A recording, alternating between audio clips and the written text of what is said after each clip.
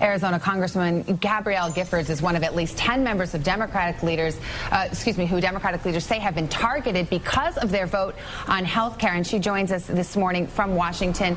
Congresswoman, I guess my first question is, what happened to your office in Tucson? And do you have any doubt that this is a direct result of your vote on health care?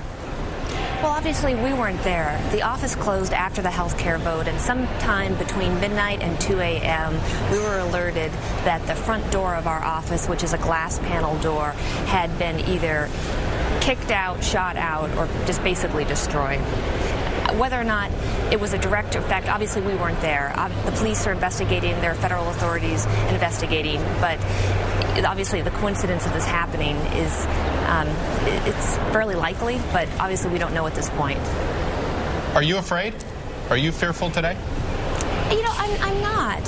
We've had hundreds and hundreds of protesters over the course of the last several months. Our office corner has really become an area where the Tea Party movement congregates, and the rhetoric is incredibly heated.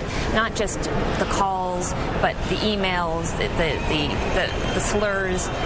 So, I mean, things have really gotten spun up. I mean, we've got to think about it. Our democracy is a light, a beacon, really, around the world because we affect change at the ballot box and not because of these, outbursts of violence in certain cases and the yelling and it's just, change is important. It's a part of our process, but it's really important that we focus on the fact that we have a democratic process.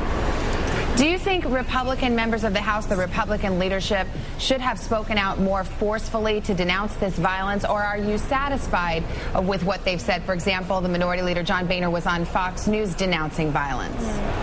I think it's important for all leaders, not just leaders of the Republican Party or the Democratic Party. There's certainly a lot of independents out there that they might even not resonate towards, but community leaders, figures in our community to say, look, we can't stand for this. I mean, this is a situation where they really need to realize that the rhetoric and firing people up and, even things, for example, we're on Sarah Palin's targeted list, but the thing is that the way that she has it depicted has the crosshairs of a gun sight over our district. And when people do that, they've got to realize there's consequences to that action. Well, but in fairness, the campaign rhetoric and war rhetoric have been interchangeable for years. And so is there a line here? I mean, I understand, in the moment it may look bad, but, do you really think that's what she intended? I can't say. I'm not Sarah Palin. But what I can say is that in the years that some of my colleagues have served, 20, 30 years, they've never seen it like this. We have to work out our problems by negotiating, working together, hopefully Democrats and Republicans. I understand that this health care bill is incredibly personal, probably the most significant vote cast here for decades, frankly. But the reality is that we've got to focus on the policy, focus on the process, but leaders, community leaders, not just political leaders, need to stand back when things get too fired up and say, whoa, let's take a step back here. And on the flip side, some on the other side of the aisle have suggested that maybe in some ways Democrats are reaching out to highlight these instances of violence because they want to make it seem like, that's who the Republican Party is. This crazy, violent wing of the Republican Party represents the norm. Are you concerned that Democrats may be using this as a political opportunity? Well, I don't think about it that way. I mean, that's certainly not what we're doing.